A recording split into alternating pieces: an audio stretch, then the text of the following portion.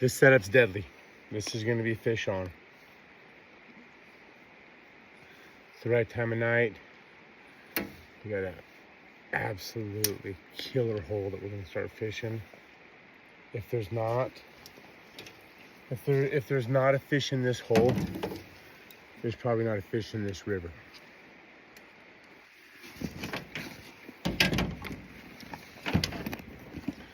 So we got both rods set up. Hole's a little bit deeper, so we got them set up with a little bit of split shot and a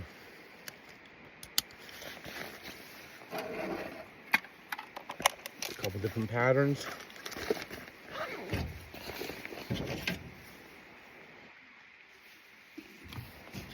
Let's go.